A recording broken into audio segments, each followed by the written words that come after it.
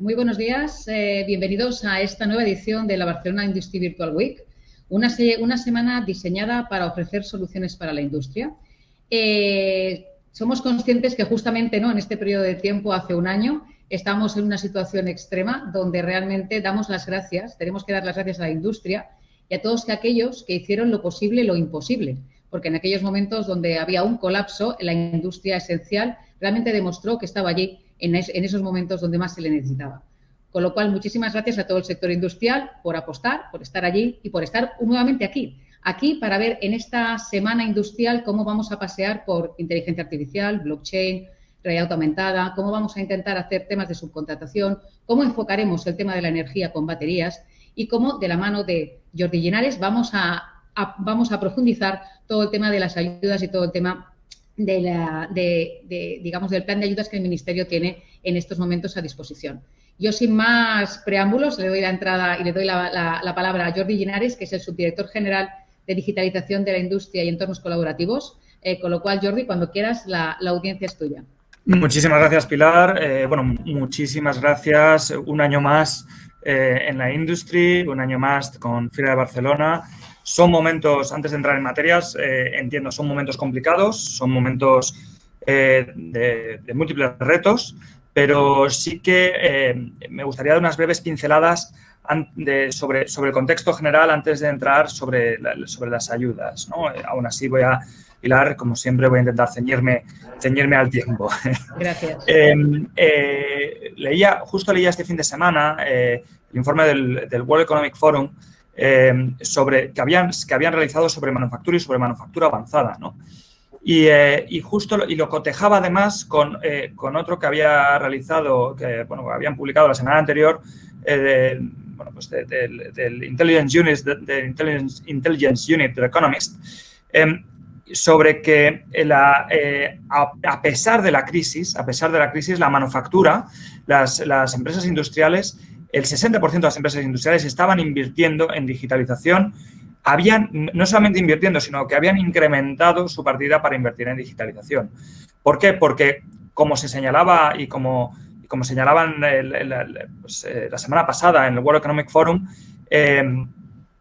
hablar de digitalización es hablar de competitividad. Y si estamos hablando de competitividad, estamos hablando de polos. Más tarde hablaremos también de los ecosistemas, de las ayudas que tenemos para clústeres, de cómo hemos multiplicado prácticamente por 5 esas ayudas a clúster. Pero sí que creo que el hilo conductor que nos tiene que llevar para esta jornada, pero en general para todas las jornadas de industriales ahora mismo, es productividad. Productividad y más productividad y competitividad. Ser más competitivos, tratar de, aunque podríamos entrar en todo tipo de debates sobre competitividad en materia, sobre todo con las deslocalizaciones que se llevaron a cabo en el sudeste asiático y cómo se están relocalizando parte en Europa, pero es competitividad por un lado y también, desde luego, sí que es verdad que nosotros, los programas que llevo yo, no están tan enfocados, pero también sostenibilidad. Es decir, ya no es necesario tener un polo específico, e incluso es contraproducente de cara a la sostenibilidad tener un polo de fabricación en un lugar del mundo y luego hacer un ingente gasto con el impacto que tiene ello sobre la huella de carbono en logística, sino que tener fábricas más pequeñas, automatizadas, con una fuerza laboral más formada, con mayor capacidad con una mayor capacidad de absorción en situaciones económicas adversas de esa fuerza laboral, pues esto es público y notorio, ¿no? No obstante, no me voy a extender sobre cuestiones que son conocidas y que ya he dado las dos fuentes y que se pueden consultar.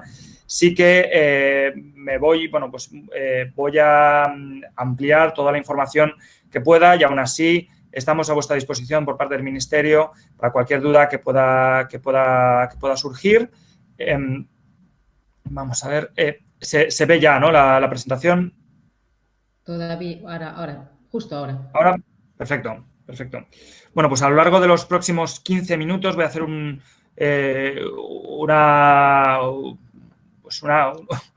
paseo sobre los diferentes programas de ayudas que llevamos desde la unidad, pero y también reflexionaré al final sobre los famosos PERTES, aunque es una cuestión que ahora mismo, bueno, pues se ha hecho el mapa de capacidades, no lo llevamos directamente desde nuestra unidad, se lleva en conjunto por parte de toda la Secretaría General, pero no en concreto desde nuestra unidad. Y bueno, pues también van a contribuir a esa digitalización, ¿no? Marco de trabajo, estrategia de industria conectada, 4 líneas de actuación, concienciación, formación, entornos colaborativos, impulso a habilitadores digitales y apoyo a la evolución digital de la industria. Concienciación y formación, actos como este son fundamentales. Hablábamos hace tiempo que el mayor acto de concienciación e información realmente ha sido el coronavirus, ¿no? Es decir, que el coronavirus ha puesto de relieve la importancia que tiene la digitalización y nosotros lo que estamos tratando es de prestar las herramientas suficientes para que quien quiera ser más competitivo pueda ser más competitivo, ¿de acuerdo? Y eso es en lo que me detendré en los próximos minutos. Por aterrizar esas líneas de actuación, vemos cómo hay, bueno, pues en las líneas de concienciación e información, bueno, pues desde el Congreso de Industria Conectada, pasando por los premios o los programas formativos de la EOI, en los entornos colaborativos y plataformas que veremos al final de la intervención, el programa de apoyos a agrupaciones y empresas innovadoras, cómo le vamos a dar un vuelco, los Digital Innovation Hubs, los estamos diseñando ahora mismo, estamos diseñando el programa que apoyará a este programa europeo y toda el ARA, ¿no? La herramienta de autodiagnóstico avanzado y todo el paraguas de programas Activa, que aquí, bueno, pues se ven Activa Industria, Activa Crecimiento, Financiación, Ciberseguridad, Cadena de Valor y Retos Industriales, ¿no?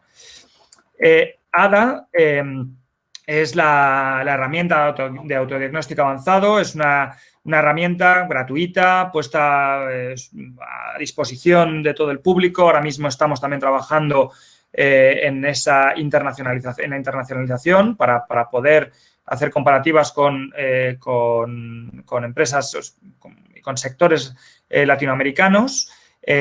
Desde luego ha sido pionera en la Unión Europea y lo que permite es, a través de unos grados, unos niveles de madurez y 5 dimensiones organizacionales, conocer cuál es el estado de la empresa en materia de digitalización con esas 5, de acuerdo a esos 5 niveles y además conocer también dentro de esos 5 niveles en qué nivel de madurez digital se está, ¿no? También, además, conocer cuál es el estado en el que estamos y el estado en el que estamos frente a nuestra competencia, que eso también es importante. De hecho, ADA supone y va a suponer la base sobre la cual vamos a armar el barómetro de la industria conectada que esperamos lanzar en los próximos meses, ¿vale? Hasta el momento pues llevamos más de 5.000 encuestas registradas y esperamos, bueno, pues hacer una carencia de encuestas además de las que hay y de que esto es abierto a cualquier público, poder hacer una evolución de las empresas de cómo van evolucionando en su digitalización. Es decir, esto que no sea estático, sino que sea dinámico. En relación con los programas Activa, bueno, pues me gustaría detenerme al principio en el programa que inició todo, que es el programa de Activa Industria 4.0. Es un programa de asesoramiento personalizado, especializado y personalizado a través de unas consultoras que hemos contratado por parte del Ministerio, ¿de acuerdo? Es una metodología desarrollada por nosotros, por la Secretaría General de Industria de la PYME. Permite a las empresas disponer de un diagnóstico de la situación y de un plan de transformación que identifique los habilitadores digitales y establezca una hoja de ruta para esa implantación. Esto es importante. ¿Por qué? Porque lo último que se tiene que hacer es, y que todos conocemos, lo último que se tiene que hacer es adquirir los sistemas. Lo primero que se tiene que hacer es hacia dónde se quiere ir y cómo se quiere hacer, ¿de acuerdo? Y eso es lo que pretendemos con este programa. Entiendo que dentro del público pues habrá empresas industriales que quieran participar en este programa y empresas consultoras que a lo mejor quieran participar de este programa, ¿no? Es un programa de una consultoría de 10.000 euros que antes la aportación de la empresa eran de 3.400 euros y ahora lo hemos reducido a 605 euros a partir de 2020, ¿de acuerdo? Sección de divisiones es escenario 1032, aunque lo vamos a ampliar a partir del año que viene. Y el año que viene lanzaremos de nuevo una convocatoria de empresas marco que puedan prestar esta consultoría. A día de hoy son 20 consultoras las que ganaron el concurso, un concurso público que realizamos el año pasado e intentaremos el año que viene, pues es un contrato a 2 años, intentaremos volver a lanzarlo. Lo digo por anticiparme las preguntas que pueda tener el público. El programa en sí, bueno, pues como se puede apreciar, es parte con una serie de fases, un análisis preliminar, un diagnóstico de la situación actual, una definición del plan de transformación y un asesoramiento del seguimiento del plan, con una serie de acciones y de tareas dentro de cada uno de esos ámbitos. Mínimo 3 visitas a las instalaciones, mínimo de 50 horas de asesoramiento individualizado y con talleres demostrativos. Este año, porque veamos la importancia, frente a años anteriores, este año ha habido más de 500 solicitudes. Desde luego ha habido un notable cambio y una percepción absoluta de 2019 a 2020-2021. Lanzamos el programa a finales de 2020 y ahora mismo ya está en ejecución el programa, ¿de acuerdo? Esperamos volver a lanzarlo a finales de 2021 para los asesoramientos y el concurso para las consultoras para 2022, ¿de acuerdo? Casos de éxito, bueno, pues biomasa forestal, fue uno de los grandes casos de éxito que tenemos. No me quiero detener demasiado porque si no me como el tiempo. Y luego ITV Ice Makers, que bueno, pues la gestión de productos de frío, que bueno, pues ambos casos pues se pueden consultar en nuestra página web. Hay unos vídeos demostrativos, unos vídeos que representan muy bien qué es lo que se ha conseguido con la digitalización y que yo creo que pueden servir de inspiración para las empresas interesadas, ¿no? Activa ciberseguridad, ahora mismo, bueno, pues es otro programa que es parecido a Activa Industria, de consultoría en el ámbito de la ciberseguridad y también de la ciberseguridad, un ámbito amplio de ciberseguridad, en el ámbito PYME. Al final, se realiza a través también de una serie de fases, con un diagnóstico inicial, un diagnóstico de cuál es la realidad en la ciberseguridad, una implantación y un seguimiento. Hicimos un piloto el año pasado y este año hemos hecho una convocatoria en la cual, bueno, pues los resultados del año pasado fueron bueno, pues 102 pymes las que se registraron. Este año ha superado las 300 pymes quienes han registrado, ¿de acuerdo? Al final, la verdad que la valoración del programa ha sido muy buena y el año que viene, igual, de cara también tanto a unas empresas como a otras, tanto a las empresas que puedan ser receptoras de este programa como a las consultoras, lanzaremos otro contrato para poder llegar a más empresas. Luego hablaré de partidas presupuestarias, pero en concreto de esto vamos a dedicar 100 millones de euros, ¿de acuerdo?, para este programa. Entonces, bueno, pues yo creo que va a ser bastante interesante, junto con el INCIBE y junto con la Guardia Civil, ¿vale?, que fue la impulsora y fue la que nos planteó el programa por el cual nosotros lanzamos este programa, ¿de acuerdo? Programa de Activa Crecimiento es un programa que lanzaremos en los próximos meses, que ya muy maduro, y es un programa que lo que viene es a consolidar estructuras básicas para poder llegar a la Industria 4.0. Es decir, no podemos hablar de Industria 4.0 sin pasar por fases previas, y esa es la idea, ¿de acuerdo? Consolidar estructuras y sobre esas estructuras poder ya sentar unas bases para poder ir adelante. Igual, un coste del servicio de 6.500 euros, de los cuales nada más hacemos la empresa nada más tiene que abonar 605 euros. Lanzamos la convocatoria también para las empresas consultoras, lanzamos un acuerdo marco que, bueno, pues que cada 2 años vamos a intentar ampliar, ¿de acuerdo? Y Activa Financiación, un programa que ahora mismo pues estamos modificando. No puedo decir cuánto exactamente, pero porque todavía no se han aprobado los presupuestos. Hasta hoy eran 100 millones de euros en créditos. Sí que va a haber una parte a partir de los créditos MRR, o sea, de los créditos del mecanismo de recuperación y resiliencia. Va a haber un 20% de parte parcialmente reembolsable, lo cual lo va a hacer aún más atractivo, y vamos a incrementar el importe anual para que esto pueda llevarse a cabo, ¿no? Este tipo de proyectos. Además, estamos estudiando ahora mismo, estamos modificándolo para permitir también inversión a través de minimis. Bueno, que no esté familiarizado con todos estos términos, son, bueno, pues toda la regulación relativa a ayudas de Estado. Entonces, en relación con las ayudas de Estado, según el tipo de empresa o según el modelo que hagamos, nos podemos acoger a un tipo u otro de excepción de exención y bueno, pues estamos viendo cómo articularlo para que se pueda permitir ajustar lo más beneficioso para las empresas, cumpliendo en todo caso, evidentemente, los reglamentos europeos. Por último, activar retos industriales. Sacamos un piloto el año pasado, estamos a punto de sacar otro en La Rioja, que los vamos a extender al resto de España. Y también aquí ponemos un programa que pone 20.000 euros la comunidad autónoma y 20.000 el Estado para que empresas industriales planteen retos a empresas de nueva creación, a startups. ¿De acuerdo? Y sobre estos retos, bueno, pues nosotros abonamos esos retos a las startups para que puedan desarrollarse. Además, adquieren experiencia y las empresas industriales también innovan y bueno, pues trabajan con un potencial proveedor que, bueno, pues que es un win-win de cara a la administración, de cara a las empresas industriales ya asentadas y de cara a las startups de nueva creación. También es un programa que yo creo que bueno, pues es muy interesante, sobre todo pues de cara a las empresas industriales que tengan capacidad industrial en España, no tienen por qué ser de capital español. Hacemos acompañamiento, espacio virtual de asesoramiento, mentoring, formación específica, es decir, que identificamos, acompañamos tanto a las startups como a las empresas industriales. Los resultados del primer piloto fueron muy buenos, de las 12, 8 firmaron acuerdos precomerciales y bueno, pues la verdad que estamos muy contentos con este programa y ahora hablaré en conjunto de cuál es el presupuesto que dedicamos.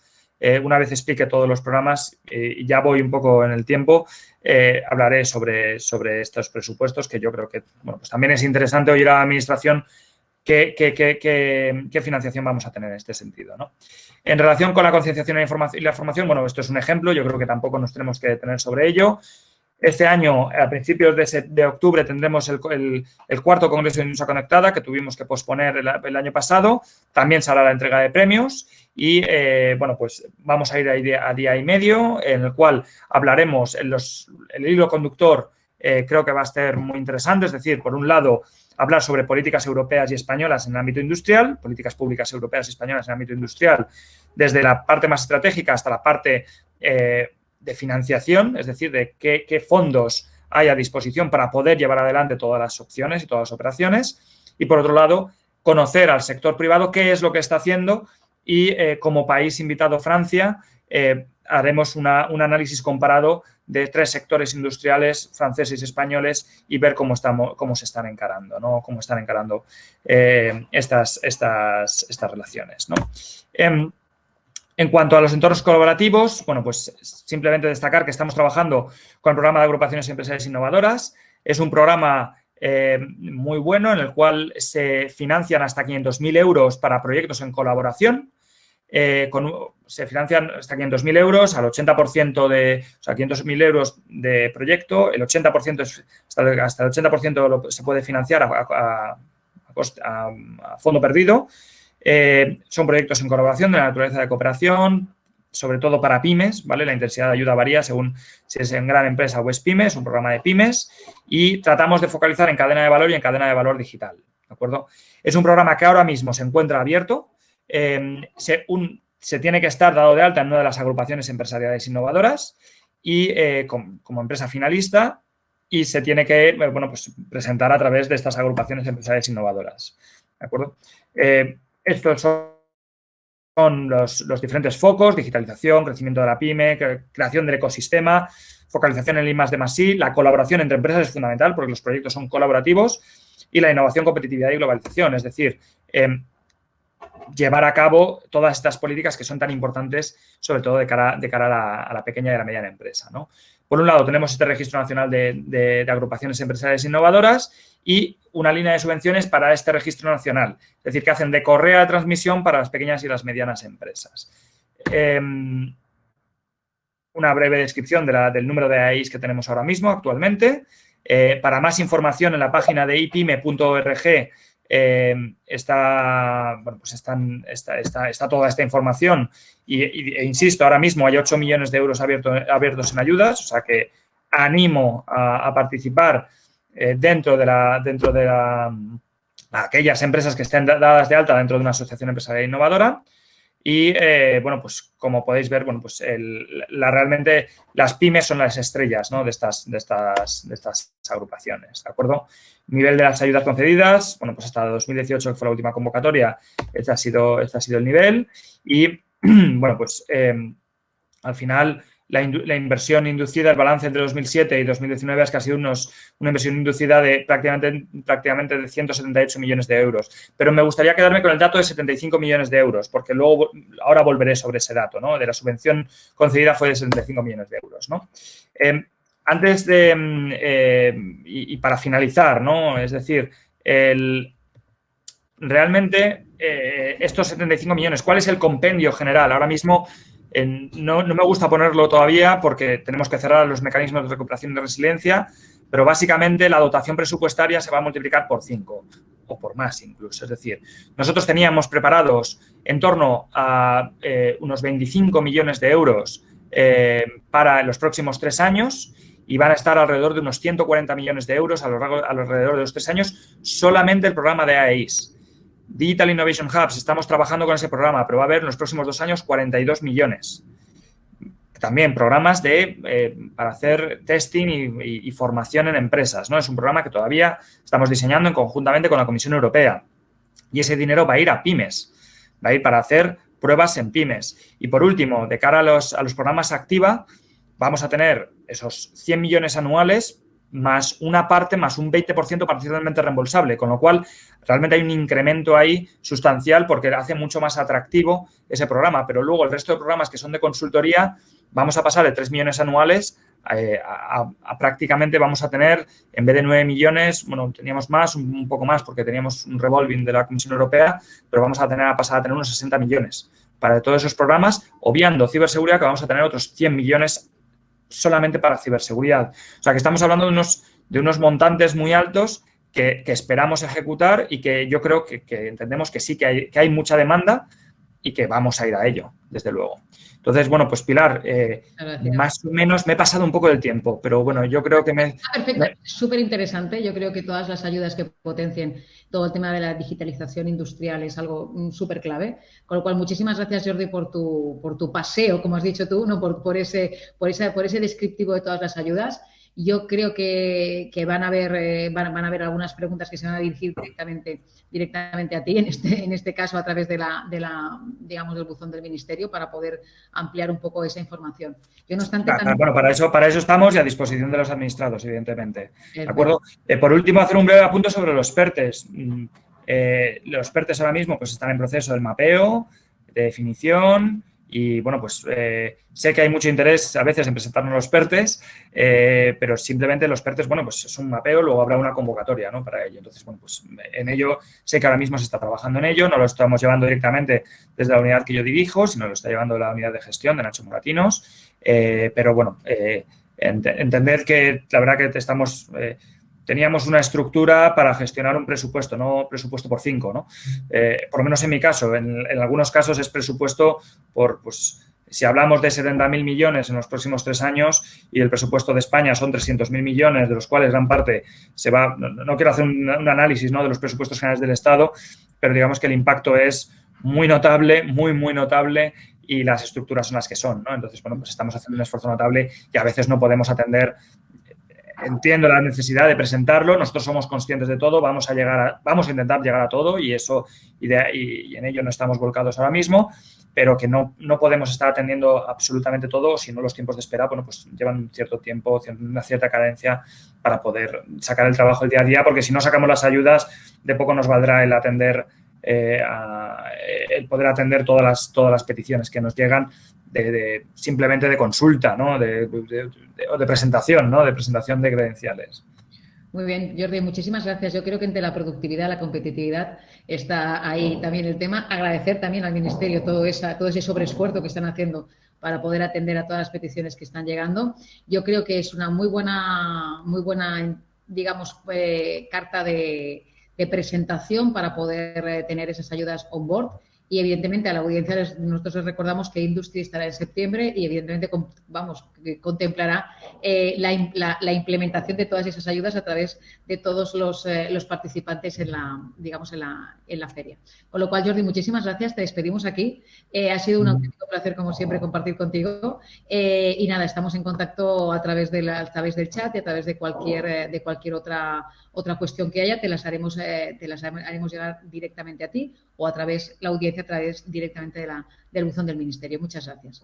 Muchísimas gracias, Gracias. Ahora pasamos realmente a entrar en materia, ¿no? Hemos hecho un gran paseo por toda la parte de las ayudas y ahora vamos a entrar en materia.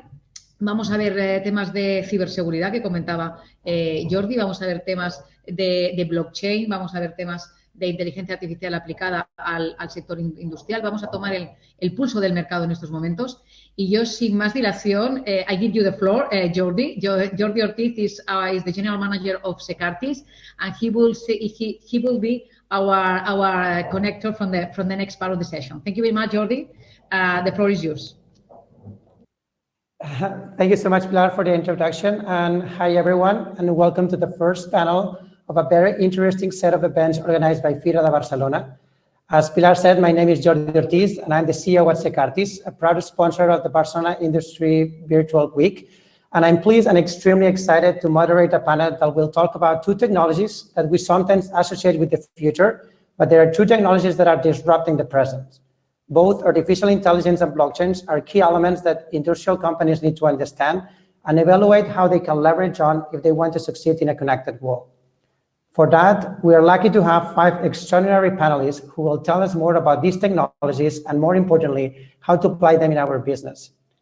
The way the session is organized is starting with a 10-minute presentation from each of our panelists, and then we'll have time for questions from the audience that I will formulate to our panelists so we can start a small debate. With that, I encourage all the audience to participate and ask questions on the chat options that you will find on the right side under the questions or preguntas, depends if you have in Spanish tab. So with no further ado, I would love to present the first of our panelists, Sebastian Verler, Product Managers for IoT at Festo, who will talk about AI in the world of industrial automation. Sebastian is responsible for bringing digital added value solutions to the market that enhance Festo hardware product range with predictive maintenance and energy monitoring solutions. Sebastian, the virtual floor is yours. Thank you very much. Buenos dias, bon dia. I'm going to share my screen.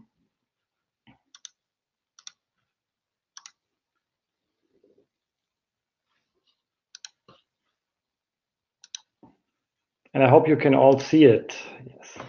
Welcome to my talk of artificial intelligence in the world of industrial automation. My name is Sebastian Werler. I'm product manager for digital business at Festo for the topics of IoT and AI.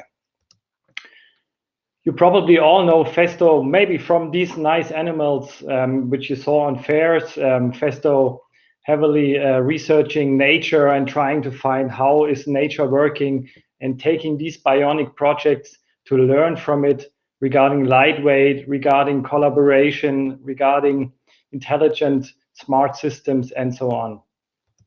Another system, we looked at the chameleon tongue and thought like, how is a chameleon really grabbing insects and trying to get its food? And then derive from it, learn from it, and see how can we build a gripper that can grip multiple stuff no matter the shape of it. The nice thing here is this product was not only a research product.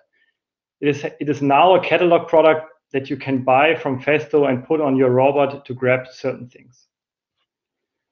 But we are widely known for our industrial equipment. We move stuff, we move things pneumatically or electrically. We are in many machines around the globe. We are active also in Spain and Portugal for sure. And we do electric automation and pneumatic automation. AI for us is really a strategic topic. We really believe this is a game changer. And it's also not only in the future, but also today we experience it a lot. We see it around our private lives everywhere. We have it in our everyday life. We are in touch with AI and we don't really know it. We are happy that Spotify brings us new songs, new playlists that we say like, oh, this sounds nice. It's just my taste. Thank you, Spotify. We are using Touch ID maybe to unlock our smartphones.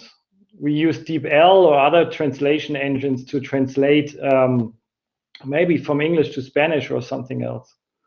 So AI is every day in our everyday life, everywhere around us. In the industry, it's a bit different. Processes in the industry are highly complex.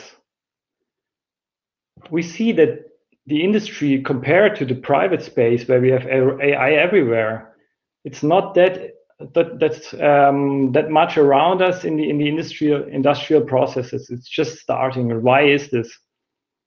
There's a high complexity of processes. On the right side, you see a graph, some dependency of certain parameters in a process that we draw in our own production facilities. And it shows just how different values, how different parameters from machine are linked to each other and are weighted toward each others. We really need domain knowledge to understand what is going on, to be able to get the right data, to train algorithms and to make use of AI. And while this is a satirical picture, there's some truth in it. Machine learning, we have a lot of algorithms and a lot of know-how, and sure, this can get really, really complex. But underneath it, we say machine learning, maybe this is just the tip of the iceberg, but getting the right data, getting the data, this is really essential for industrial AI. The use of data has a brownfield and a greenfield perspective. We all want this greenfield where everything is green, everything is fine, we have nice interfaces, we can get data from everywhere, everything is easy. And we can start building new production facilities with the latest technology and everything. But to be honest, greenfield is the exception.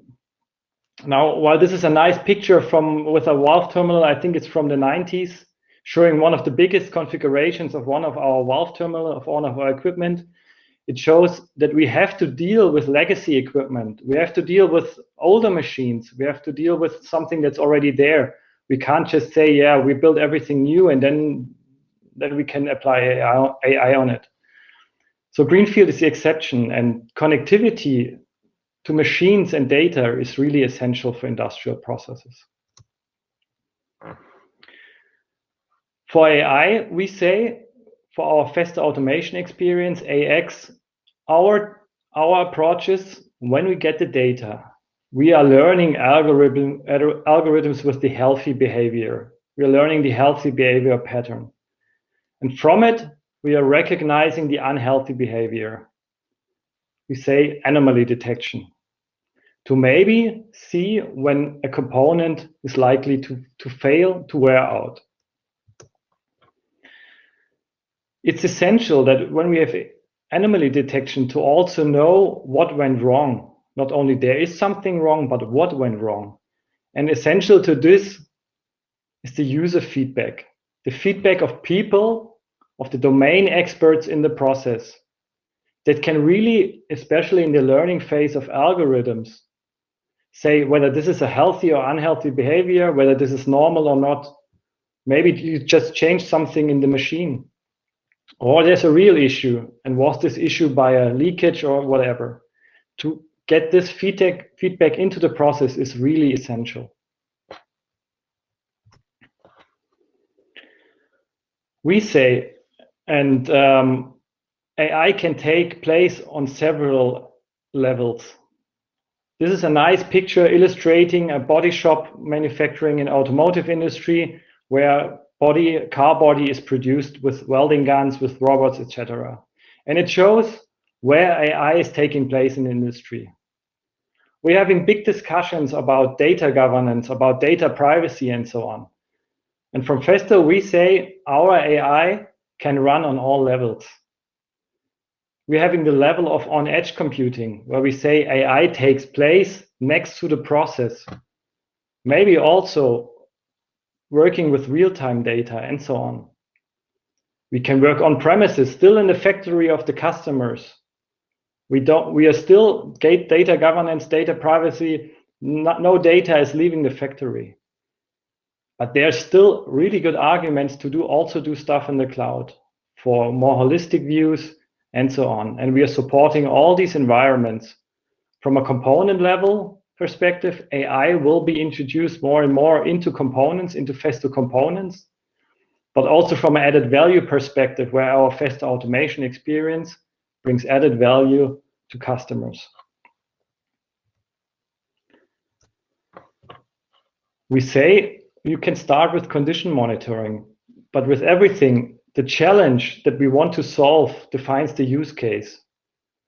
But then again, the use case must become a business case. Maybe we have the challenge to monitor, for example, clamping units in a body shop production.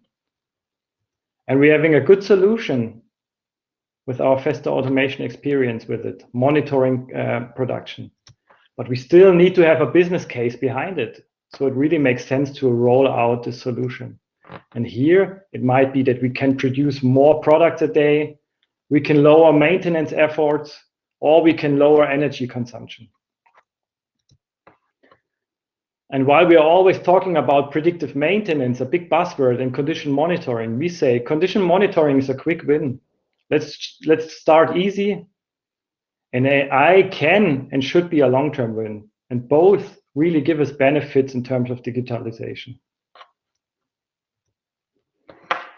One example from the industry, again, body shop welding process, where we are monitoring a process where clamping units, pneumatic clamping units, are holding a body part to have a good quality result in welding in the automotive body shop manufacturing.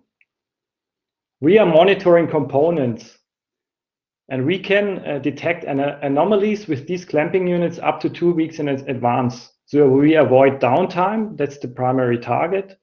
We want to make unplanned maintenance planned, and this really we got here, successful, implemented in the industry.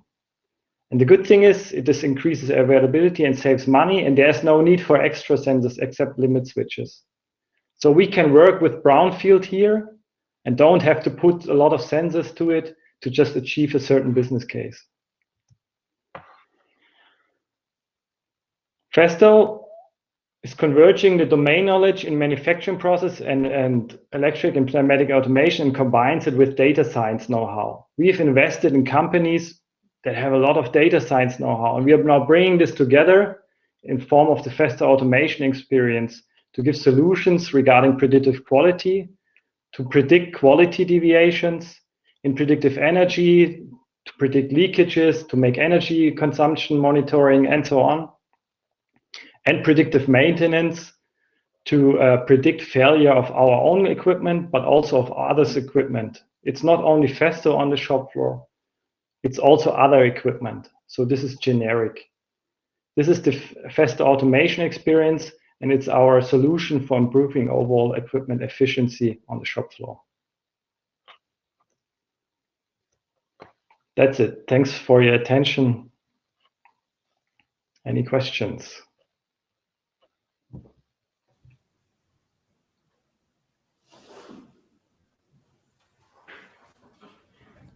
Thank you so much, Sebastian. I think that some of the questions we'll leave it at the end as part of the debate that will come after all the panelists. Thank you so much. Very interesting, Sebastian. I think I want to reinforce like 2 things that you said. I know that a lot of companies want to use AI. They hear about AI. They are very excited. But 2 things I want to reinforce. I think that's very important. One, have a business case. I mean, before starting, know exactly what you want to achieve. Don't do AI just for the sake of doing AI. Just first focus on, okay, I want to achieve this, have it very clear, and then build something around it. Don't start with the technology, start with the business case, start with the problem. And the other thing is like the data. I think you mentioned something that it just, for AI to work, it needs good data, not just the amount of data, it needs good data. So it's a thing, a lot of companies, they try to go very fast. They want to use I want to use AI, just as I said, for the sake of I have to do it. But there's a process before to understand like the data that you have good data, know where you capture the data, and the data is reliable. And sometimes the data just come from people, as you said, that feedback. So I think I just wanted to reinforce these two concepts that I think that it's super important for an aspect that it's so important as artificial intelligence. And I know that everyone here is probably excited to use it if they are not using it yet. So thank you so much for giving tips on how to do all this. So with that, we're going to move to another technology that I'm very excited about and here, that it's blockchain. Blockchain that is way more than just cryptocurrency. It's a technology that it can be used for any kind of industry. So with that, we have Daniel Marco, that's currently in charge of the Directorate General for Innovation and Digital Economy at Generalitat de Catalunya. We'll talk about blockchain as a disruptive technology for businesses. So Daniel, thank you so much for your time. Thank you very much. Hello, everybody. Thank you very much also to the Barcelona Industry Virtual Week for inviting me to this session. It's a pleasure to be here. I will try to explain to you in some minutes what is blockchain, which is the impact of this technology to the industry, explain a little bit some use cases, and finally what we are doing in Catalonia in blockchain. A lot of information. Sorry if I am going a little bit fast, but I will try to pick up some concepts and items. And to explain what is blockchain, I think one of the best ways is to compare it with another technology that is very, very well known and used, that is internet. We have internet that is centralized. We can access from many parts of the world to specific platforms like Google, Amazon, and these platforms are the ones that gathers this kind of information. With blockchain or distributed ledger technologies, that we have is a distributed information. Any part of the nodes of this network has the same information and is accessible in any time. And this will change the models of services that we can implement. Another difference with internet is the protocol. Internet uses the protocol, that it's a protocol layer that is very thin, and it's only to exchange information. And what we are doing, it's a lot of applications to put on the top of this protocol to deploy really the services. Blockchain was created with a very big protocol, a strong protocol, where where security by design, where the transactions of the information have to gather the value. That means that applications on blockchain normally are very thin because the technology itself has the features that are needed for providing the services. What are the services using by internet? E-commerce, streaming, social media, search engines, instant messaging, exchange information. But blockchain can exchange value, can make a traceability of the transactions. It's an internet of transactions. And we can provide services as automated organizations, decentralized financial services, tokenization. That means any asset that I have in a company, I can digitalize that and making a token. It's like a voucher that it's unique and can be exchanged to others.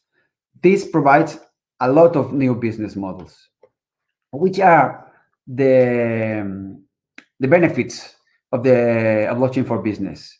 Some of that are immutability, the data cannot be changed, transparency, any node can access to this information if you are available to access to that, efficiency, that provides a way to automate transactions, traceability, you have the changes about the information from the past, and security. It has a very high level of cryptography. Right now, from the starting, no one can be attacked by blockchain, and this is because this protocol have this security by design, and this provide a very, very security environment. To explain what is blockchain and which is the disruption of digital technologies arriving to blockchain, I have chosen an example in the music industry. First, we had the record, vinyl record or cassette that was physical. You buy it and you can give it to another. You can exchange that, but it was only a unique, a unique situation. When digital disruption arrives, any song or any record can be digitalized and copied any other times. It was a strong disruption of the music environment, and the peer-to-peer protocol arrived to exchange information, but which was the business model in this case. There was no business model to do that.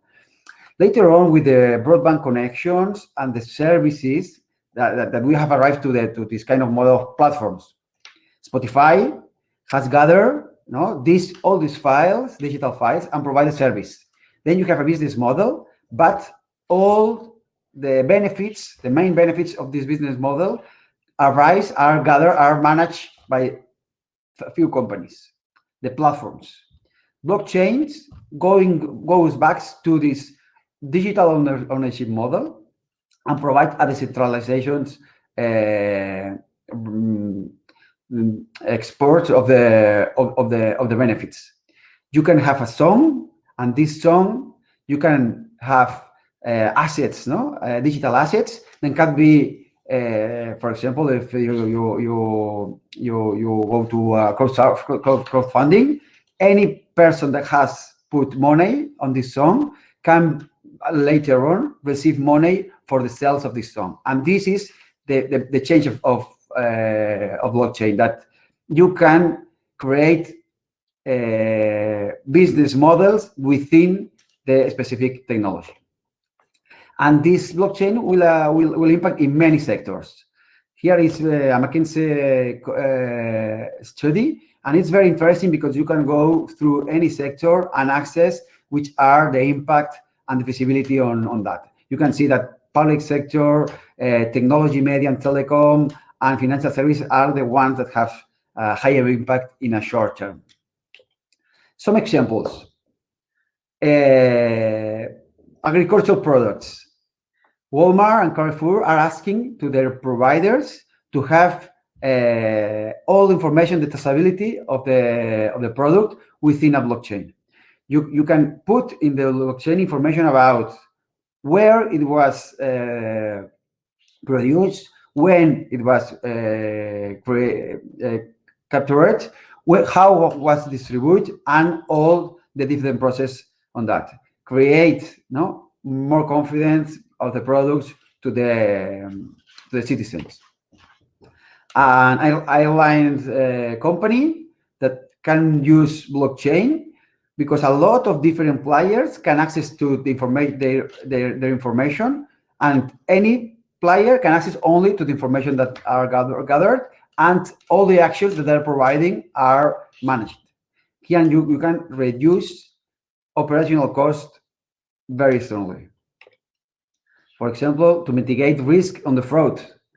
This is a utility company that has all the operators that are going to the homes with a blockchain accreditation, and when this all the data has been changed to this operator, then this accreditation finished.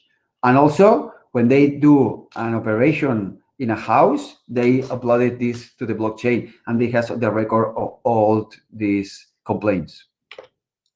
In the logistics sector, can be used by the port. This is a Rotterdam use case. Paperless, and the transactions can be automated. A smart contract is the way where blockchains put the parameters of the transactions. If you define first, when this ship arrives and provide these different products, you will receive this payment, and this is fully automated. Insurance companies, you can't put in a smart contract information about if a float has been done, then you can access to this invoice. In this case, you cannot, the customer experience of the citizen, it's very high because you cannot complain about what happens. The contract itself provides you the fee that you need. There is also in the video gaming industry, all digital assets can be exchanged in blockchain and in a secure way. No digital copies can be exchanged. And what we have done from Catalonia, in 2019, we approved the blockchain strategy of Catalonia. It's a strategy to boost Catalonia as environment to develop blockchain technologies and to adopt in different sectors. And we have many different activities in talent, promotion, ecosystem. In the government, we have a specific program to use blockchain in government and promote digital innovation. We have in Catalonia a very strong blockchain ecosystem, 80 companies with a turnover of 10 million euros, 400 employees. 60% of that companies are small startups, but it's a very growing market. We are doubling the number of employees year by year. This ecosystem, it's a need to disrupt a lot of business models in our country. And two of the initiatives that can be emphasized. One is the Center of Blockchain of Catalonia, CBCAT. CBCAT, it's a blockchain center that it's based on Girona, and it's a center of excellence of promoting the adoption of blockchain. It has the contact with universities, with all these startups, but the main focus is to connect the industries and to provide and to develop scalable projects.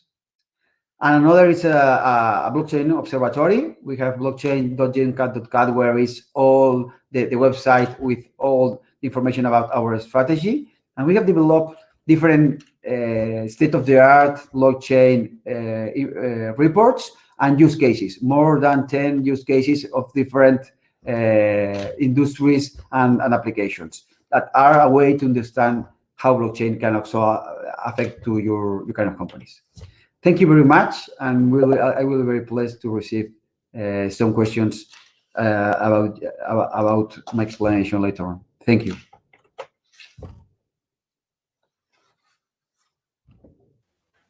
Thank you, Daniel. Very exciting presentation. I was very happy to see that we have 80 companies here in Catalonia working on blockchain. I strongly believe in this technology, and I was very happy to see that we have a hub of this important technology already here in our country. And one thing that I want to reinforce what Daniel said is that the smart contracts. I think, as I mentioned before, I think that blockchain, most of the people associate too much blockchain to cryptocurrency. And I think all of us need to start changing this. Blockchain is way more than cryptocurrency. It's true that it started being famous because of that, but the possibilities of blockchain go way beyond cryptocurrency. And I think smart contracts, it will definitely be the way in the future that we interact as companies. Here we are talking about industrial companies. I'm sure that you all have supply chain, you have customers, and I'm sure that all of you have multiple headaches with all your supply chain. And start thinking about blockchain as a way to organize, start thinking of smart contracts as a way to organize all your businesses. And I can promise you, and Daniel mentioned some examples, that a lot of your headaches will disappear. Start using blockchain for that. So thank you, Daniel, for this eye-opening presentation. And before going to the next panelist, I want to say it again and reinforce the fact that you can ask your questions. On the right side, you have the option, you have the chat option, you have the questions. I think it's preguntas in Spanish. Don't wait until the end of the presentation. Just start. If you have any questions for Sebastian, for Daniel, or for the group in general, just start adding them there. And after all the panelists are done, I'll just go and ask the questions to the panelists. So thank you. I just started on already one question. So it's good to see the interaction. And so with that, one of the things that I said at the beginning of the presentation, is that it's very important for everyone to understand the technologies and what they are, but even most importantly is see how they can implement them. So the next two panelists will focus on that, on showing examples. And the first one is Ione Chazarra. She leads the computer vision group at Tecnalia, and Ione has been working for the last 7 years in projects involving the use of AI to digitalize complex processes. So I cannot think about a better person to walk us through examples and just share this best practice with everyone on terms of AI. So Ione, the floor is yours. Hello, good morning, everybody. Egunon, bon dia. So yeah, my name is Ione Chazarra. I work in computer vision. We have been working in the last 7 years. So I have, let's say, more experience in the barriers and challenges, also in projects, of course. But for example, today Tony is going to help me with the presentation because we are not able. I am not able to share the presentation. Okay. So next one, Tony. So we will surrounded by systems that use artificial intelligence from our home appliances like Roomba, or the virtual assistants like Alexa, or the streaming platforms at Netflix, Spotify, or the Tesla autonomous car. We also see news that, for example, artificial intelligence can create faces that don't exist. So it can seem like AI is magic and could do not only anything a human can do, but surpass us. So the next slides. Tony? Okay. So the first question that comes to mind is that what's the truth in all of this? Is a hype or is a real opportunity to improve my business? And another question like, are we going to miss the train? What are others doing? And what for? What is the starting point? And in which areas? And what roadmap to take alone, with vendors? Do I have the capacity? And also a very important issue that is how much that it costs. So at the end, 90% of the AI proof of concept developed do not make it into production. And adoption, at least, I think that adoption of AI in the industrial sector is still very low. So how can we manage the expectations and move forward? So next one, Tony.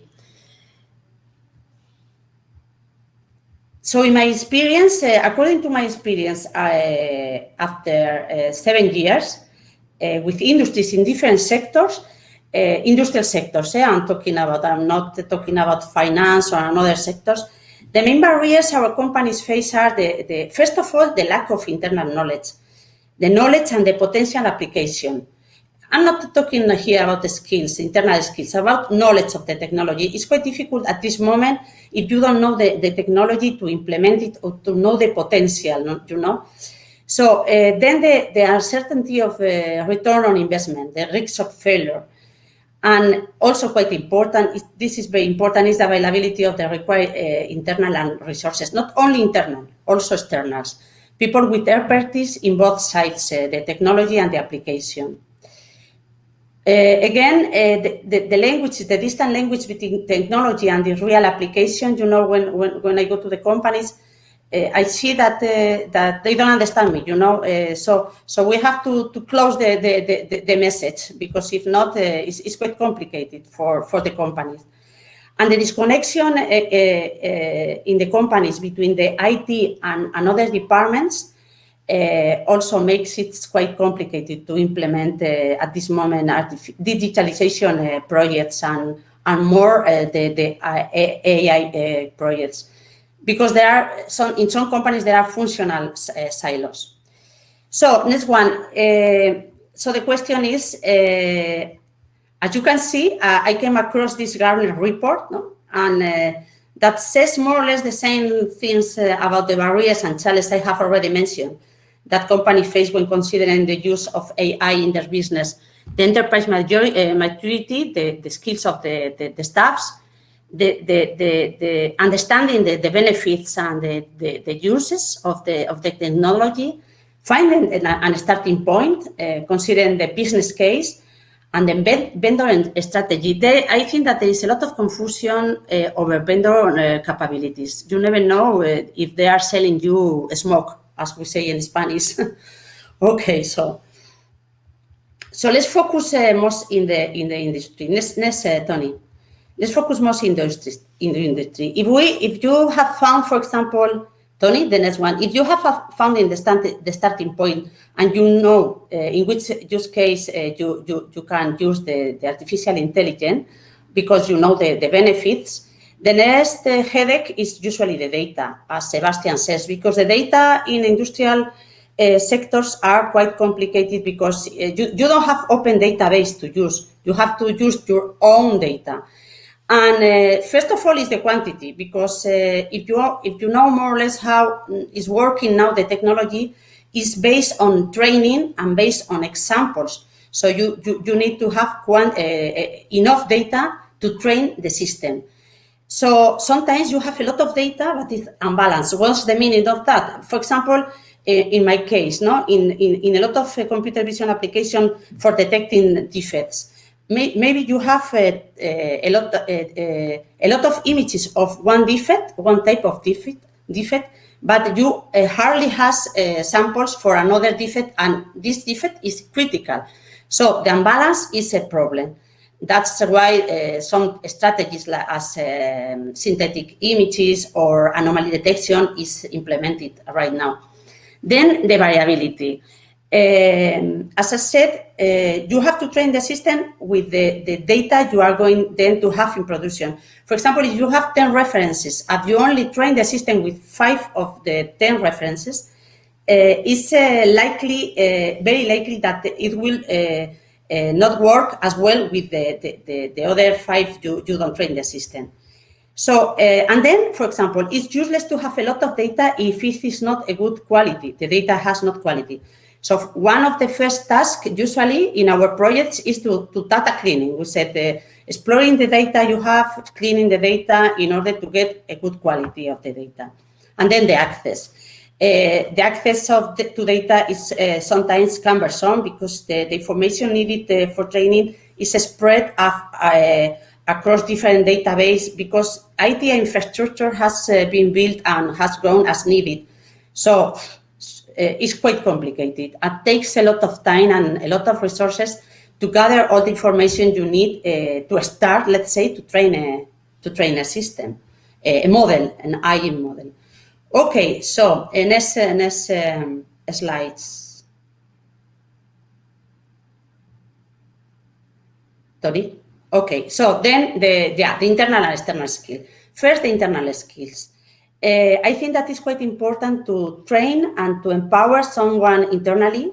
There are a lot of masters and training for a motivated employee. And I think that in less than, I don't know, but in less than 6 months, let's say, a person can have enough information and to accomplish this kind of projects.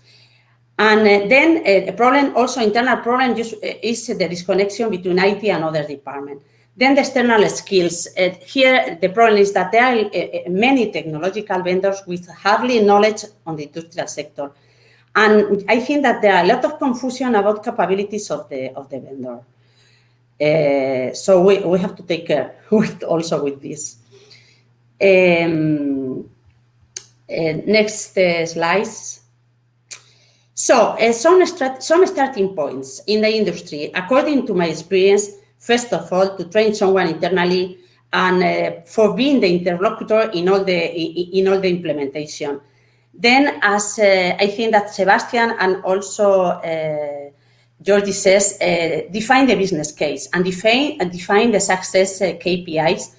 I mean, if you want to reduce the defects, or you have to reduce the downtime of a machine or something like that.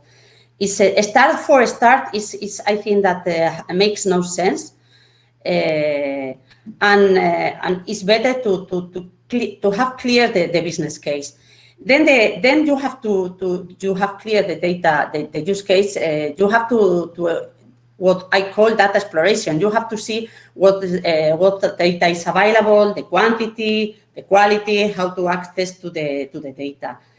and define the scope considering data available. I mean, be realistic. If you, for example, you have 10 references, for example, 10, and you only have information about 5, start with 5. It's better than try to implement for all the references, and then you will have a problem. About then you have to model define, design and development, and for that I think that the key is to find a qualifier vendor. I should say more than a vendor, a partner with industry and sector experience, and to use agile methodologies, because these projects are iterative projects, and so it's not that proof and play.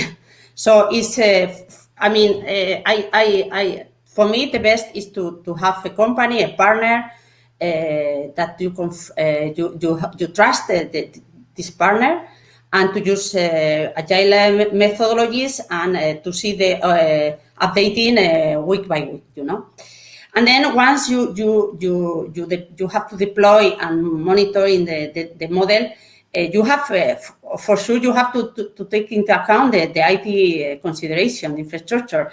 If you are going to use cloud, if you are going to use edge, if you are going to on-premise or hybrid, that is usually the way. Once you deploy the model, you have to consider that you have to monitor the behavior of the model and the quality and the performance, and you have to see if you have drift detections, because if not, it's a continuous, I mean, the AI model is a continuous learning and deployment. So you have to consider this, next slide, you have to consider this is quite important, and the life cycle of the AI model is continuous, You have, unfortunately, too many people assume that the system is somehow intelligent, straight out of the box, and it's an easy mistake to make, since its name suggests as much. However, that's really not the case. Initially, as I said, AI systems are far from intelligent. In fact, they know next to nothing straight out of the box about how you train the model. Over time, AI systems learn by making mistakes, which are corrected by human and eventually by the system, gaining the necessary knowledge and experience along the way. So the learning process is an ongoing process and takes time, and you have to take into consideration this. So next one. So in conclusion, I would like to say that the potential of the artificial intelligence in industry, I mean, is undeniable. It's not science fiction. And but the first of all is to have a strategy roadmap. Maybe for that, it's important to have support from the administrations, as the first speaker has explained. And yes, and you have to have some internal staff with some artificial intelligence skill and knowledge of the technology in order to define the use case and to start to implement the technology. Because if not, in the best case, you will have some isolated proof of concepts with more or less success, but you need the roadmap. And also, it's quite important, the technology provider with credibility and proven experience, and let's say to go this way, to work with them close in order to implement this kind of projects, because if not, it's quite complicated. So for my side, that's all. Thank you very much. I hope your questions, and thank you.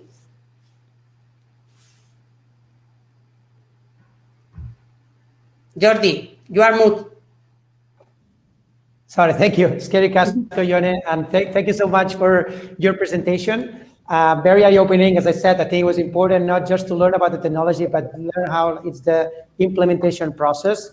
And there's two things that I want to reinforce of what you said in your presentation, that I think for me they are very key. One is the culture and the methodologies working in. You mentioned agile methodologies. I think that technologies is not just about implementing and using new technologies, also changing the culture, changing the way that we operate as companies, as businesses. I think that we need to understand that working on a model, or using new technologies like AI, like blockchain, like VR, AR, it also needs to change. It needs to force us all to change the way that we operate as a company. So I will encourage everyone not just to learn more about new technologies, but also learn more about methodologies that are more adapted to these new technologies. Agile is one of them. It's probably like the number one, but yeah, just I would encourage everyone to learn. And the second question, or the second topic that you mentioned that I wanted to reinforce, is like the disconnection between the IT department and other departments. I think one of the issues that I see, and John, correct me if you have a different point of view, but sometimes companies see these as like, okay, this is like the IT department. Using AI is not an IT department thing, it's a company department. It should be led by the CEO, or by the C-level, and it should involve everyone in the company. It's not like we're implementing a new system, it's just we're changing the company completely. So I think that it's one thing that you mentioned that I clicked and I said like, okay, I think it's super important is this, like just involve the entire company. It's not like as I said, it's not like an IT thing. It's not like the Department of Technology, it's responsible for doing AI. It's everyone who needs to be involved. So I don't know, I just wanted to just point two things that you said that I wanted to just highlight, but thank you so much. I think it was very interesting to tangibilize more all these processes of using AI and how to make it more real for everyone at the audience. Thank you. Cool. With that, I want to move to the last but definitely not least of our panelists. That is Joan Mas Albiges. He's the Director of Digital Technologies Division at Eurecat, and he will talk about reinforcement learning for a more autonomous and resilient manufacturing. Joan, thank you so much, and the floor is yours. Thank you very much. Let me first get the presentation.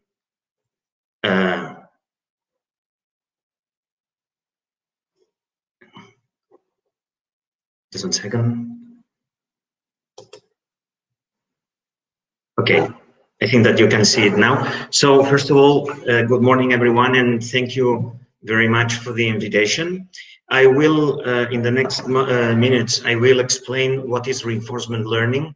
Probably I will be somehow restating some of the ideas that have been already mentioned by the previous speakers, but I will try to focus this talk basically in the manufacturing environment, which is one of the reasons why reinforcement learning is now hyping up and taking very interest in this environment.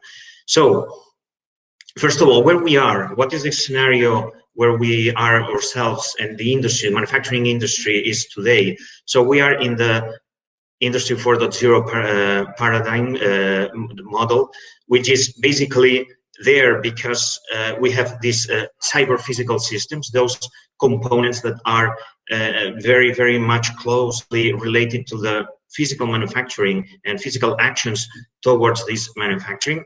But those cyber physical systems have been added with sensors, have been added with connectivity and other elements which are providing us with this magnificent data that, if we are clever enough and we can use them in a proper way, will help us to improve the overall processes. We have talked a lot about KPIs. I really support the idea that that the technology needs to be behind KPIs. KPIs are driving the implementation, the technological implementation. But the fact is that we have today, fortunately, quite a lot of tools, quite a lot of technologies that might help us and are helping us in being more efficient. And as well today, as a moving forward to this 4.0 model that we have today, we are already hearing and starting to read about Industry 5.0. Every day, components used in manufacturing get more autonomous, the robotic systems get more autonomous, get more collaborative, and this new model, this new Industry 5.0 tries to convey the idea that machines and humans have to work together. There is no preeminence from one to the other. There's no substitution. The model that we are going ahead, the 5.0, is this model where humans and machines will collaborate and will work together to be more productive, more efficient.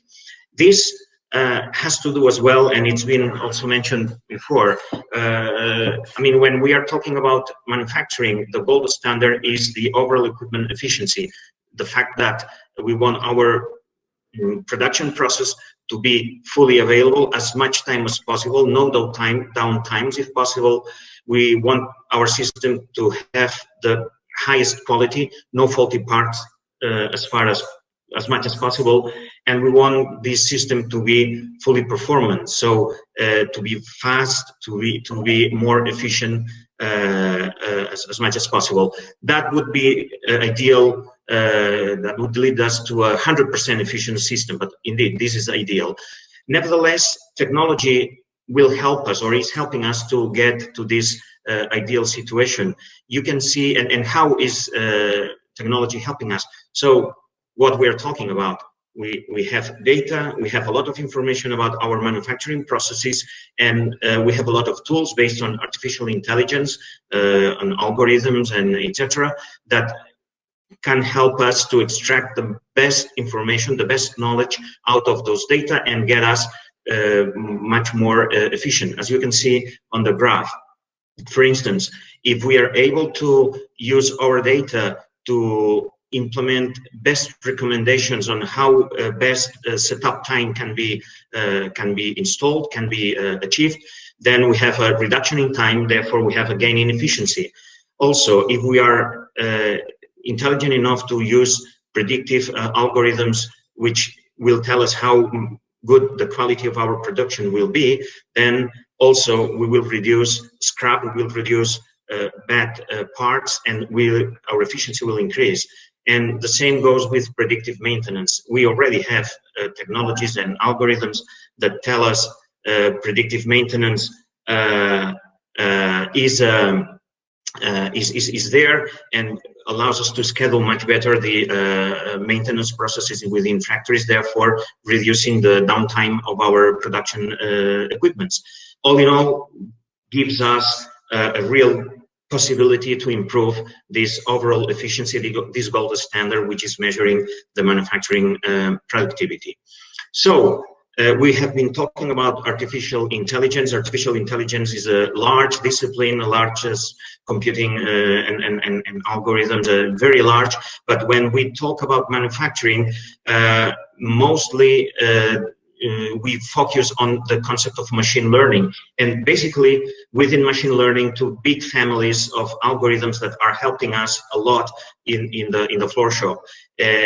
Families which are labeled as supervised learning and unsupervised learning. If we go a little bit into the detail, not too much though, supervised learning is based on the fact that we know the inputs and outputs of the process because we have labeled those inputs, we have labeled the data, we have said, we have characterized the data with a certain label.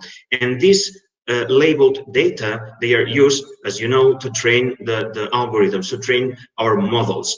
And as much as we train the models with more and more data, the better will be those models. But those models will be able to do the things for which they have been trained. And the fact is that today we are using models, we're using those algorithms to perform some functions within industry, for instance, quality classification, quality prediction, or production forecast, to name a few. The other big family within the machine learning algorithms is the unsupervised learning. Here we don't have available labeled data. We only have sets of data, and we can work and go through those data to identify patterns, to cluster those data. And this family of algorithms is used, for instance, today within our manufacturing shop floors for anomaly detection, novelty detection, predictive maintenance, or production alarms. The objective today is not going into the detail of those things. There is a lot of literature and a lot of knowledge on those things, but it's just a little bit to give the idea. And I've explained that because today there is a third family within machine learning used a lot, and it's starting to be used a lot in the manufacturing environment, which is called the reinforcement learning. And reinforcement learning is appearing because, as I said before, there is more and more automated systems, robotics, production scheduling, number of functions within the factory shop that are very prone to use reinforcement learning techniques to get most out of them. And just to understand a little bit the difference between reinforcement learning and the other two models, let me just talk about those three characteristics that you see on the top, on the bottom. So reinforcement learning, if we compare to supervised or unsupervised learning, allows us to have a continuous learning. Supervised model is only learning when it's training, but once we have trained the model, that's it. We will have the performance out of it for which we have been trained. But in difference, reinforcement learning systems try to learn even while they are training, while they are operating. And this is done, or this is achieved on the way algorithms and mathematics have put on the computer, so that this continuous learning takes place. But it also, reinforcement learning works about exploration and delayed rewards. For instance, imagine a system, a model that has been trained to identify figures, images, which are a cat. My model is able to say whether this image is a cat or is not a cat, but that's it. However, a reinforcement learning system will react in a different way. And by the way, in the supervised modeling, it's fundamental that someone, an expert, a human, a machine, someone needs to deploy effort to label those images, to label those data. Otherwise, the model cannot be trained. But in a reinforcement learning situation is a little bit different. Imagine that we have an algorithm that is able to decide whether to buy or not a stock from the market. Okay, these stocks, they are not marked, they are not labeled. Nobody is labeling stocks. However, our algorithm will know whether the decision of buying has been a good decision, because if this has been a good decision, there will be a reward, that will be something that the stock market will give us in terms of benefit, and the algorithm will know that there's been a benefit, therefore that decision was a good one, and they will learn about that. If there's no reward, if there's no gain, they will also learn that that gain was not there, therefore that decision probably was not the best. So this gives a little bit an idea on how reinforcement learning is working. So when we talk about reinforcement learning and algorithms on reinforcement learning, we talk about agents, we talk about environment, actions, states, reward functions. Let me put an example, very simple, but that will help to understand very well how reinforcement learning algorithms work. Let's imagine a child, a boy or a girl, it doesn't matter, that is learning how to walk. So the child is the agent. He is the one that wants to do some actions, in that case, walking. The action is walking. And he needs to react with an environment. He needs to react over a floor so that he stands on balance on that floor, and he can walk on that floor. And by walking, he will change his state, because he will be before stepping in position A, but after the stepping in position B, therefore his state has changed.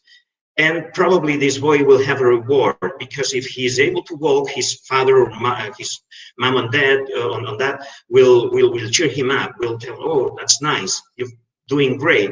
And if he's not walking, he probably fell down and will feel something, and will have again the ambition to keep working. So this is the idea on how reinforcement learning works. Let's go now to a real example on a manufacturing environment. Let's leave the child trying how to walk, but let's see how reinforcement learning works in a real environment.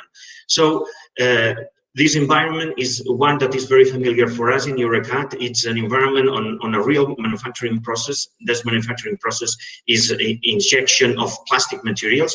Therefore, we have an injection machine. The action here is to inject the plastic and into a mold and to get something out of it, a part out of this action. And there are some parameters that control how this injection takes place. It can be with the speed, it can be pressure, it can be temperature, etc., etc. Therefore, we can change those parameters and we can change the state of our machine, because by changing those parameters, we can have parts manufactured in one way or the other. So the system that is controlling all those things will be rewarded if the production that we are achieving is meeting the requirements. For instance, parts are within requirements in terms of, for instance, weight, right? So this will give us a reward, the means to build, to write, to specify in mathematical terms a reward function that will somehow control the feedback loop of this system. And this is something that we are already doing here, as I said, in EURECAT, because what we want to do is to apply reinforcement learning in order to improve all those manufacturing processes. I've explained what we're doing in the case of plastic injection, and I can show here 4 different type of examples that we're doing in EURECAT. One, sorry for the a little bit mess up of the titles, but I will explain in any case. Up and left. Here we have an in-mold electronic. In-mold electronic is a process where we try to insert electronic circuitry over flexible mold, and all the parameters that control this process can be prone to be controlled using reinforcement learning, and this is a research line that we are doing right now in EURECAT. Then I move to the up right. Here we have a light alloy laboratory. Here again, it's a process on materials, on metallic material, and reinforcement learning can be also used to control the processes involved. I move now to left on bottom left, sorry. Here, this is a stamp machine. Here is a stamp in temperature. The idea is that this process is a stamping parts, probably for automotion purposes, automation, supplying automation. And here we are also studying how these processes, how this hot stamp press can improve its performance by identifying which other parameters that can be modeled using reinforcement learning algorithms. And the final one on the left, on the right, bottom right, is a final machine, a final example that I will explain today, which is the ultrasonic molding machine. This type of technologies can be used to manufacture plastic, small type of plastic parts using ultrasound technologies. And again, here, reinforcement learning is an option to control and to improve and to automate and give more resilience to the different processes. So, in summary, we are working today on a kind of research/innovation scheme to really bring reinforcement learning as an alternative, a good alternative, a real alternative for the actual manufacturing industries that we have in our country. And I think that this is closing my presentation. Thank you for your attention, and of course I will take any question if they come afterwards. Thank you very much. John, moltes gràcies. Thank you so much for your presentation, telling us more about reinforcement learning, and overall, like at the end, showing real examples about how to use this type of artificial intelligence. So it was very interesting. Thank you so much. And one of the things that you mentioned, and I want to, as I said, like with the other panelists, the same, like that I want to reinforce, is that artificial intelligence is not here to replace humans. Are here to make us better. We're here to work together. I think this is something that everyone or a lot of people say, like, oh, like this does this mean that we will not need humans anymore? That will mean that robots will decide everything? No, just like it makes our decisions better. I will always have to collaborate between humans and machines, robots, and data, but humans will always be necessary. But thank you so much, Joan, and thank you to all the panelists. I think now we can start the debate side. We have 15 minutes for questions. We had already some questions that were asked before, so I think right now we can just put all the panelists. Yeah, thank you. I see you guys virtually starting to come on stage. Thank you everyone for the questions already asked. And if there's more, please keep asking. But I'll start with the first one.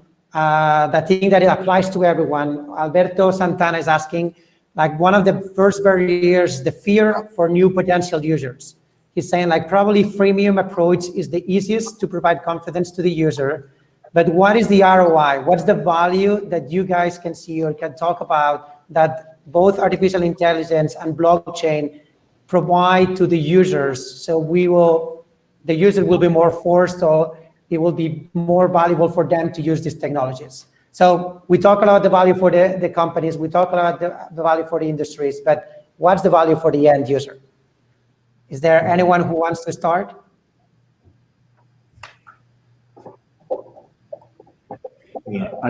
I can start.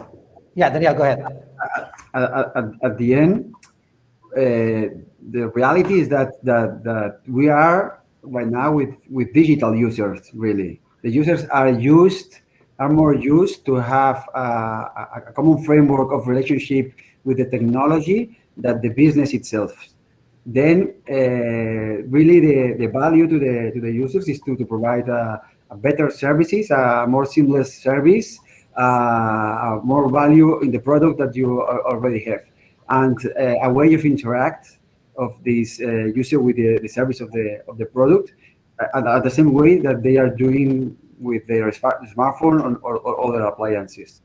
That means that really the value for users are sometimes not visible at all. It's really the services itself, and the companies must have a focus in this user experience.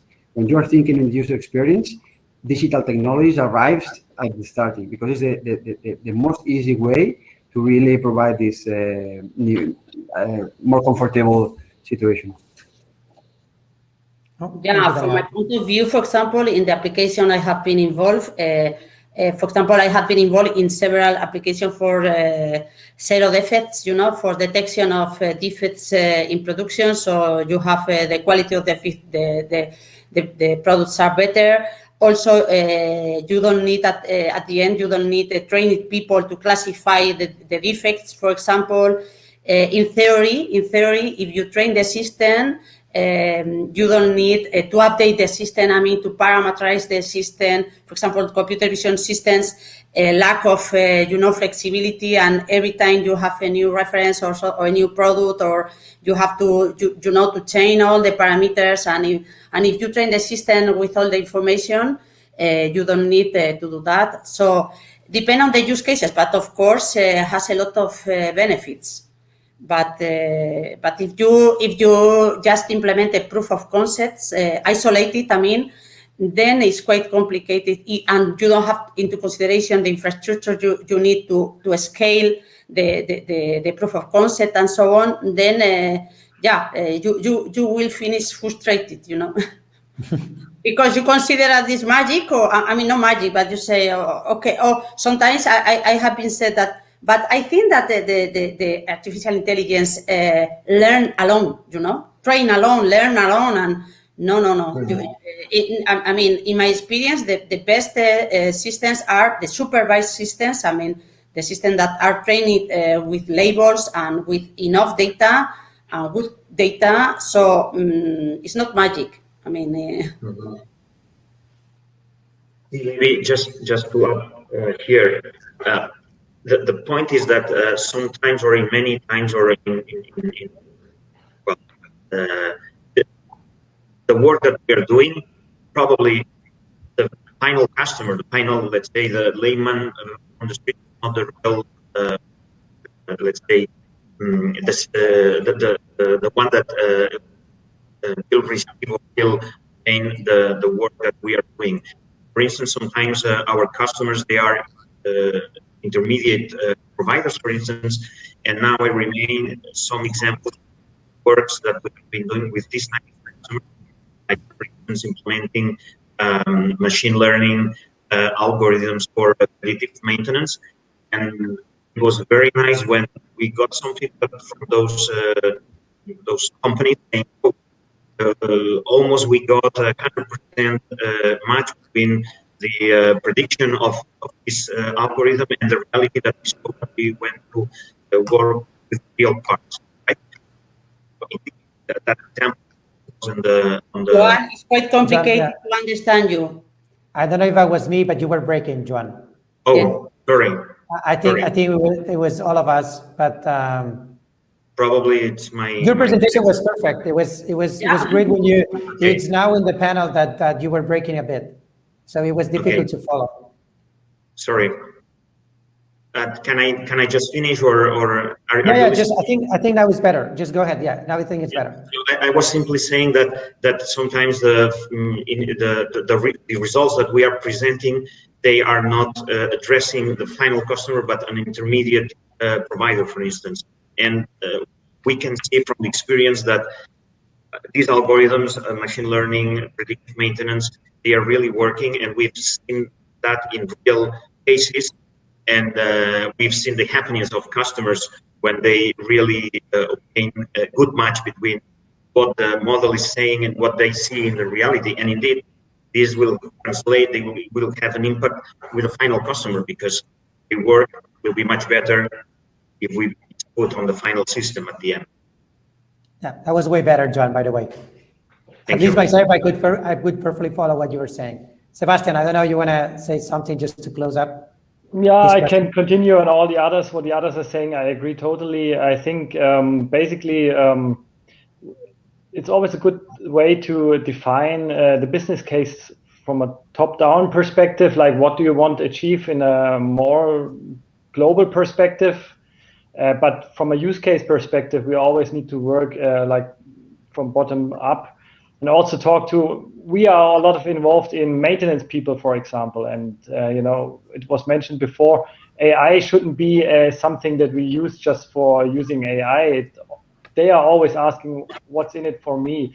Sure, there's also some fears with it. Will I be obsolete then, and so on. So, but I think starting and then really proving the business value and then showing like, yeah, localization of failures is much easier, or maintenance becomes planned and so on, and then really talk about it. And then I think the storyline for AI, it's then just another tool, but the storyline then comes from itself. So, and regarding the freemium approach, I think it's a nice approach. The approach comes a bit from where everything is really defined, like a SaaS perspective, software as a service perspective. I think a good approach is also to have POCs at least, to try it and then prove not only the concept but also the value, and then sure, after the POC we need the case for rollout scenarios is much different, and there are many more people involved, talking with IT and etc. It was all mentioned, but I think to prove the value we need to convince the people that are working with it, the maintenance, the production floor, and so on. But also in a global picture, I think it doesn't make sense to just start somewhere. I mean, sure, but it must fit to a more global perspective strategy. Thank you, Sebastian. So I'll move to the next question. This one is specifically for Daniel. There's two that I'll try to combine to one. But basically they say, like, 5 years ago, how many blockchain companies were in Catalonia? You said that it was 80 right now, but how much it was this in these last 5 years? How many of them were created? And also, we talk about that blockchain is way more than Bitcoin, is way more than cryptocurrency. What are the different industries that are covered right now that blockchain is helping. So they are saying you mentioned the example of Carrefour and Walmart, but yeah, is there any case of any industry that is right now in Catalonia that they've been using blockchain through the Catalan companies? So trying to combine two questions in one.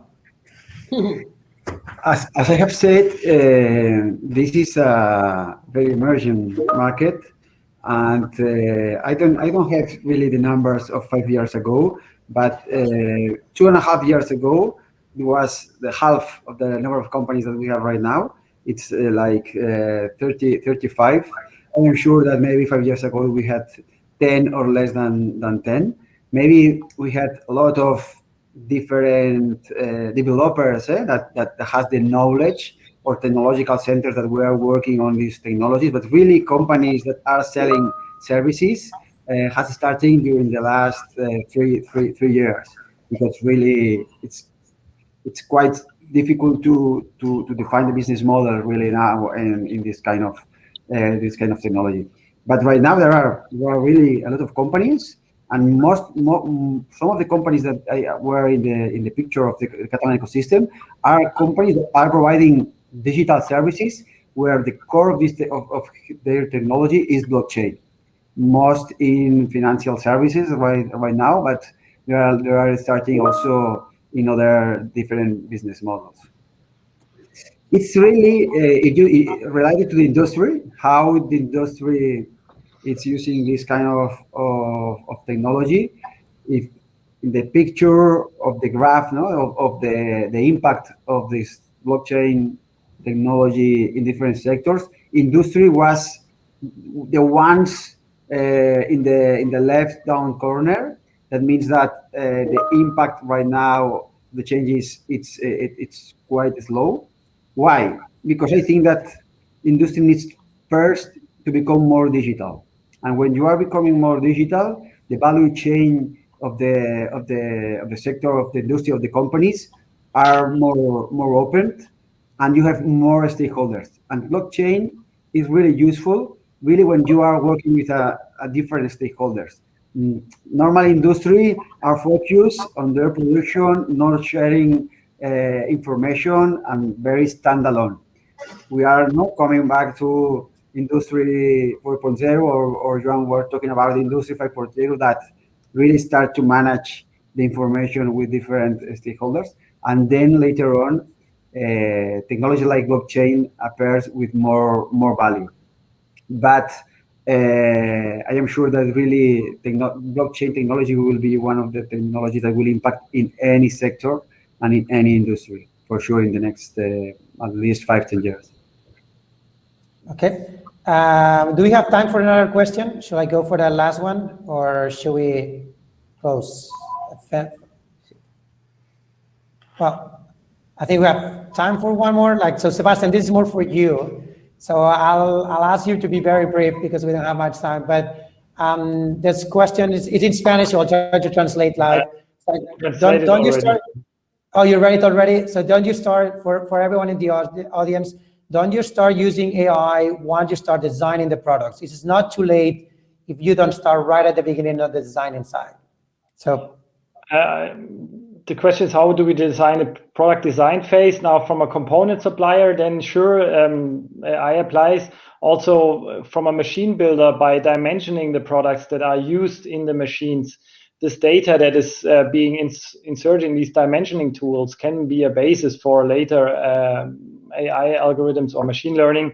So definitely, this was just one perspective I was sharing when we are looking at machines that are running, but there are a lot of steps where AI applies in earlier phases, in product design, in product dimensioning, and so on. So this was just one part, one little piece of the AI cake, let's say it like that, that I presented. So there are sure definitely other, we can open the process, or we can extend it a lot wider than I showed. Oh, there's very interesting questions that I would love to take, but we don't have much time. But Daniel, they are for you, so I don't know if there's a way just to connect you offline. But yeah, that's all the time we had. I want to thank everyone who attended. There were a lot of participants. At some point, we reached almost 150. And of course, I want to thank Joan, Daniel, Yone, and Sebastian for your time, for your explanation, for your great panelists. And I hope that everyone attended, learn more about technologies that like artificial intelligence and blockchains, but overall start getting inspired on how they use artificial intelligence and blockchain on their business. So thank you, everyone. And yeah, have a good rest of your day. Thank you. Thank you very much for the nice event. Bye-bye. Bye.